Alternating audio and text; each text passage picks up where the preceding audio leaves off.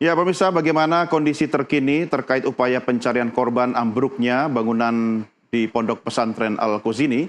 Kami ajak Anda untuk langsung berdiskusi dengan Bupati Sidoarjo, Subandi, yang saat ini sudah terhubung melalui sambungan Zoom. Selamat sore, Pak Subandi. Selamat sore, Pak Dorni. Ya, Pak Bupati, terima kasih bersama kami. Bagaimana laporan atau kondisi terkini di wilayah terjadinya musibah, Pak Bupati? Pada hari ini tetap pencarian korban ini tetap berjalan sesuai dengan progres kegiatan ya, karena hari ini alhamdulillah yang di Notopuro Rumah Sakit Sidoarjo ada 39 orang, ini sudah keluar 31 orang ya. Ya.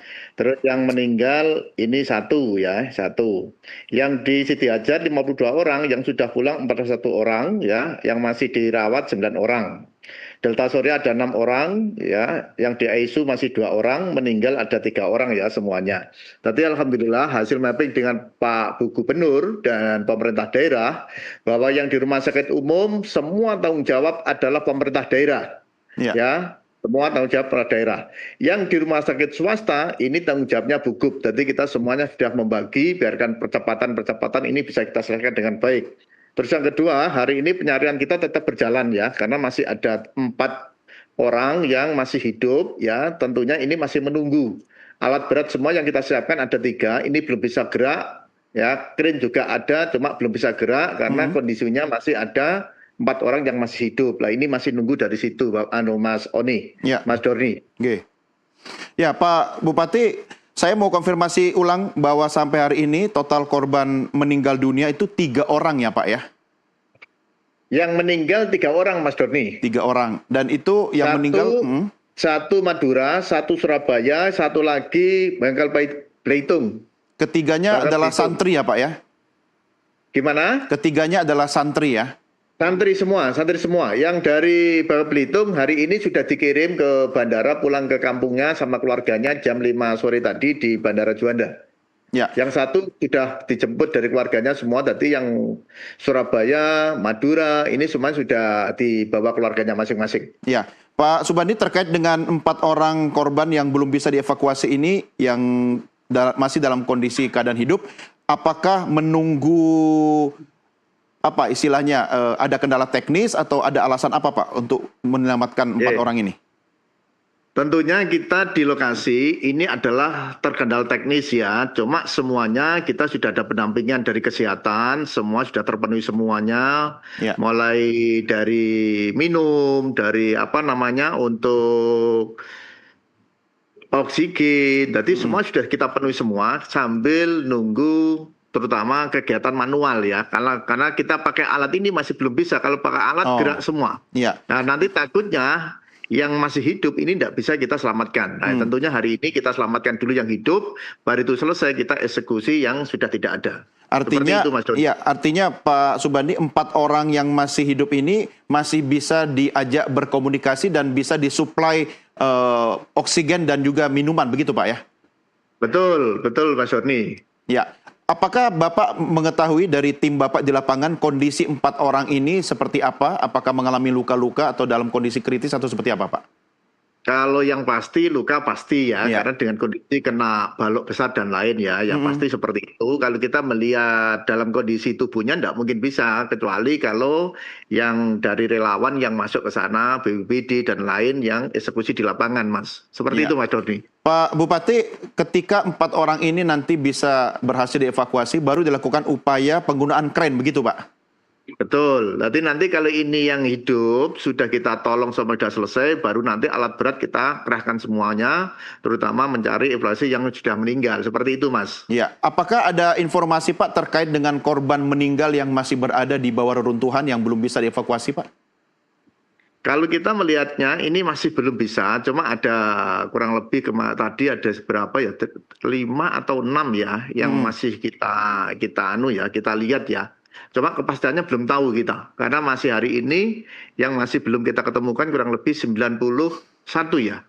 Kurang lebih seperti itu. Data yang belum masuk ke data pendataan dari tim, pondok, dan semuanya ini kurang lebih masih ada 91 yang masih data belum kita temukan. Seperti itu, Mas. Pak Bupati, unsur yang di lapangan dari BPBD didukung oleh satuan kerja atau unsur dari mana saja Pak untuk mempermudah upaya evakuasi Pak? Jadi kita hari ini kita bersama BPBD, terus Basnas, terus Basarnas, TNI, Polri, Tagana, ya SAR ini semua ikut bergabung dengan kita, Pemda, ya ini semua ikut ya, biarkan nanti percepatan ini dan segera kita selesaikan. Seperti itu Mas. Leading sektornya ada di bawah Bupati atau provinsi ini Pak? Kita untuk hari ini kemarin sudah kita sepakati ya dengan Bu Gubernur semua diambil oleh provinsi, Bu Gubernur langsung, biarkan nanti tidak tumpang tindih terkait kebijakan. Oke, menarik, artinya satu komando Pak ya. Lalu dari pemerintah Kabupaten Sidoarjo sendiri, dukungan teknis apa yang dilakukan di lapangan Pak Bupati?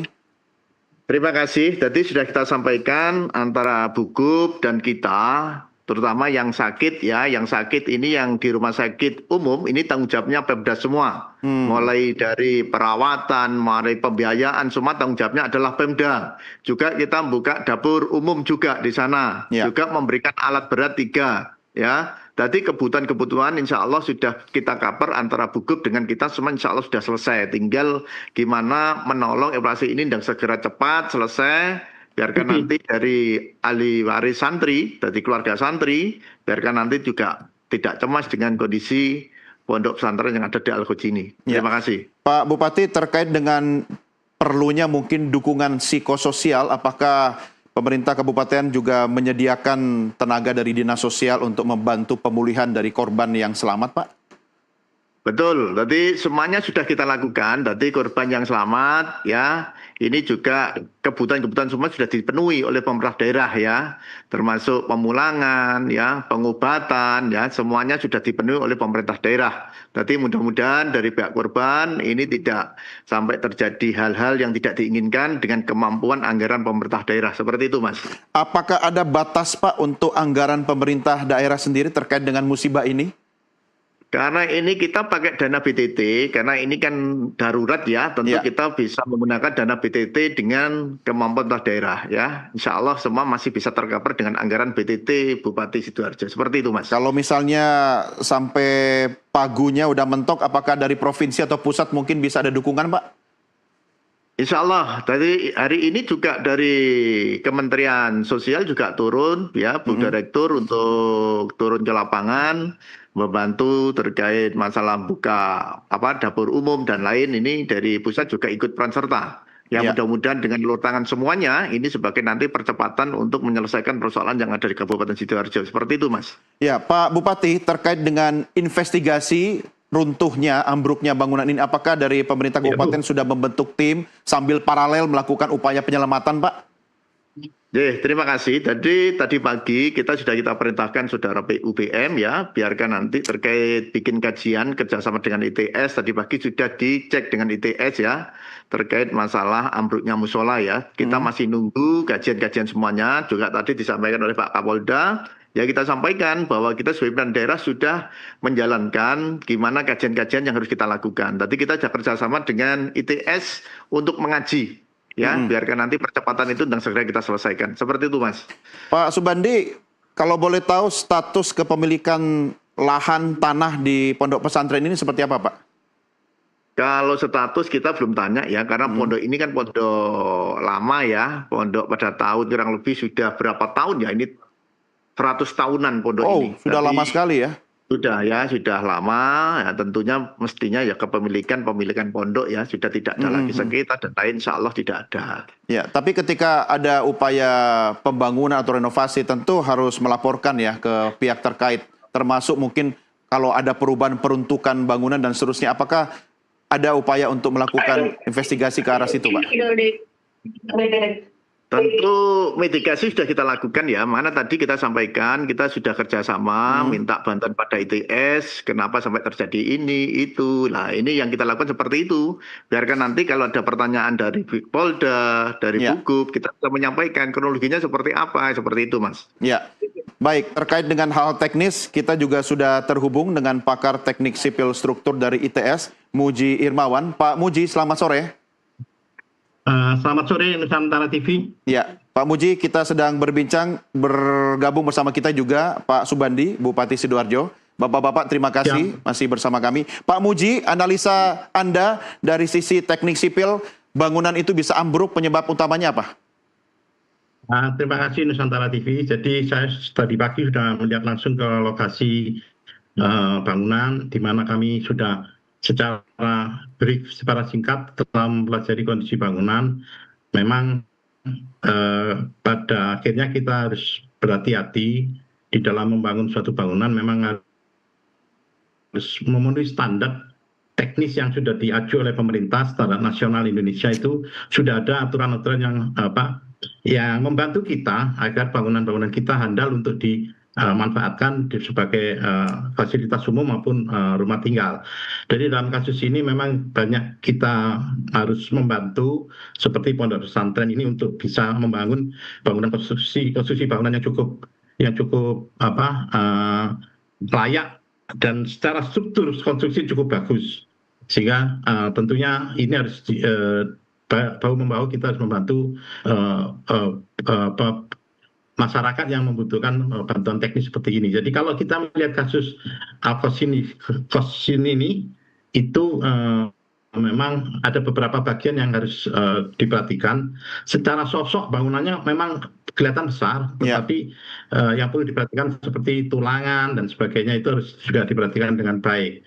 Jadi sementara itu yang bisa saya sampaikan, karena ini masih dalam rangka evakuasi korban. Kami akan tetap membackup pemerintah Kabupaten Sidoarjo untuk bisa segera evakuasi korban berlangsung dan kita bisa melakukan pengambilan barang-barang yang sudah harus segera disingkirkan. Ya. Demikian Nusantara TV. Pak Muji, artinya itu merupakan hasil analisa dan pengamatan Anda secara langsung di lokasi, tetapi tidak bisa melakukan uji terhadap struktur ya Pak ya? Hanya dengan melihat begitu Pak? Ya, jadi kami hanya secara visual dulu. Secara visual ya Pak ya? Dan akan membantu tim Basarnas Badan Penanggulangan Bencana Daerah untuk membantu evakuasi, karena di situ banyak elemen-elemen struktur yang mempersulit evakuasi. Jadi kami akan membantu untuk bisa membantu supaya akses untuk menuju korban itu bisa leluasa dan mengeluarkan korban juga akan mudah leluasa, sehingga evakuasi korban ini bisa segera selesai, karena sudah 24 jam peristiwa ini masih ada korban yang harus segera dievakuasi. Itu yang bisa kita bantu. Nanti habis itu kita akan melakukan pengujian terhadap baik material, beton, tulangan dan sebagainya, dimensi elemen struktur dan sebagainya, sehingga kita bisa melakukan review, melakukan evaluasi terhadap konstruksi bangunan pondok pesantren yang ambruk ini. Demikian Pak Muji.